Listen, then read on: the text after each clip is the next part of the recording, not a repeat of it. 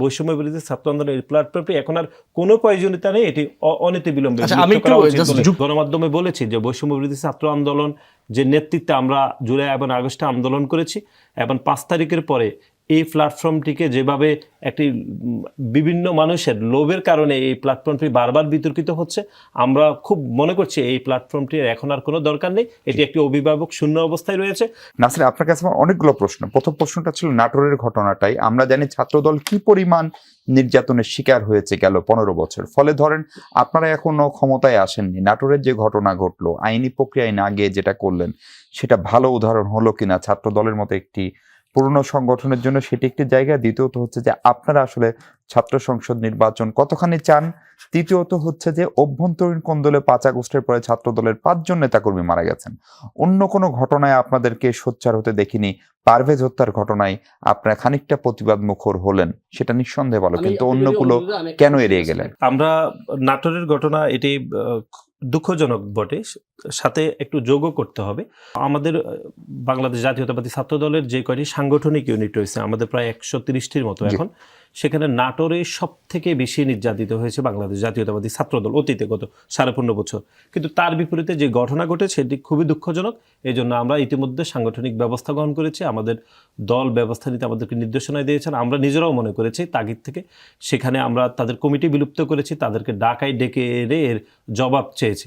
কিন্তু ঘটনার এর পিছনে আপনি জানেন নাটোরে খুবই খারাপ ভয়াবহ অবস্থা ঘটেছে, ওনারা সবাই জানেন, কিন্তু তার বিপরীতে এরকম আচরণ কোনোভাবে কাম্য নয়।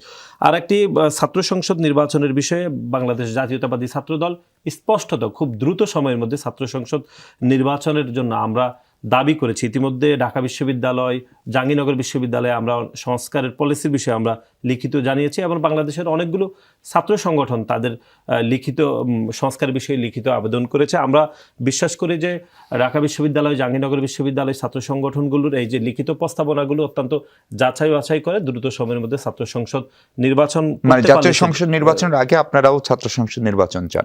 আগে এবং পরে এটি খুব বেশি মুখ্য নয়। আমাদের যেটি মনে হচ্ছে যে ছাত্র সংসদ নির্বাচন বিশ্ববিদ্যালয়গুলো করবে, তারা যখন মনে করবে যে সামগ্রিকভাবে সব থেকে ভালো সময় শিক্ষার্থীদের জন্য যেটি সবচেয়ে কল্যাণকর, তারা এটি মনে করবে।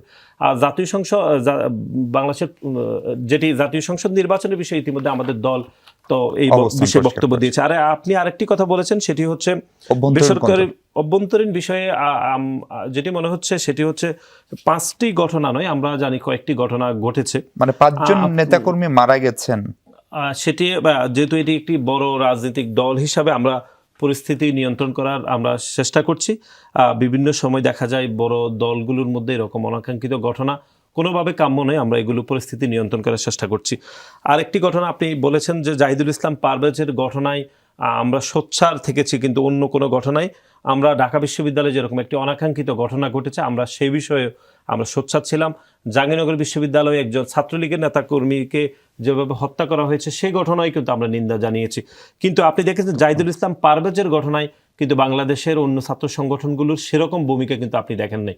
এই ঘটনা যদি উল্টো ঘটতো, ধরুন বাংলাদেশ জাতীয়তাবাদী ছাত্র দলের বিরুদ্ধে ঘটতো, তাহলে আপনি কিন্তু এক ধরনের সোচ্চার দেখতেন, মব তৈরি হতো, প্রোপাগান্ডা তৈরি করে এক ধরনের বিশৃঙ্খলা তৈরি করা হতো।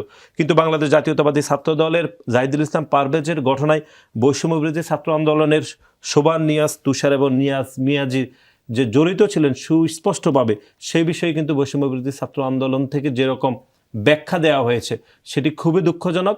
এবং আমরা মনে করছি যে, বা আমি গণমাধ্যমে বলেছি যে বৈষম্য বিরোধী ছাত্র আন্দোলন যে নেতৃত্বে আমরা জুলাই এবং আগস্টে আন্দোলন করেছি এবং 5 তারিখের পরে এই প্ল্যাটফর্মটিকে যেভাবে একটি বিভিন্ন মানুষের লোভের কারণে এই প্ল্যাটফর্মটি বারবার বিতর্কিত হচ্ছে, আমরা খুব মনে করছি এই প্ল্যাটফর্মটির এখন আর কোনো দরকার নেই, এটি একটি অভিভাবক শূন্য অবস্থায় রয়েছে।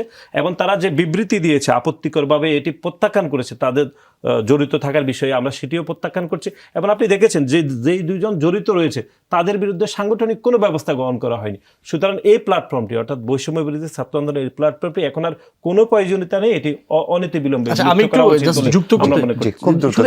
যুক্ত করতে চাই।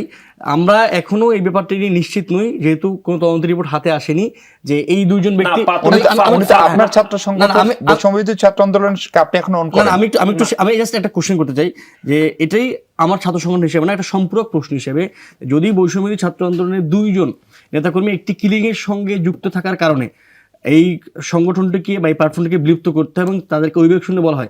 নিজেদের অন্তর্কুন্দর এই 5 জন নেতা নিহত হওয়ার পরে ছাত্রদল কেন বাংলাদেশে রাজনীতি করবে? তাদেরকে কি না না, বিলুপ্ত তুমি করা- তো ওই কারণে কোনো দায় বক্তব্য নিয়েছেন বললেন না, না। এবং উনি শুনুন, বলছেন ঠিক না। 5 না, না, আগস্টের পরে এই- থেকে- এই- এটা- না, না, না, এই 5 না, আগস্টের এটি কোনো পরে। যুক্তি হতে পারে না। এই যে দুইজনকে অভিযুক্ত তাদের বিরুদ্ধে কি সাংগঠনিক কোনো ব্যবস্থা গ্রহণ করা হয়েছে বা এটি কে সেটি দেখছে? বৈষম্যের ছাত্র দলের বৈষম্য- নেতা- না, না, নেতাকর্মীরা বৈষম্য সেটা কে দেখবে। দেখতেছে? এখন আমরা তো দেখছি না। মানে এটি তার অভিভাবককে সেটা অভিভাবকটা জানতে আসলে কে? চেয়েছেন। জি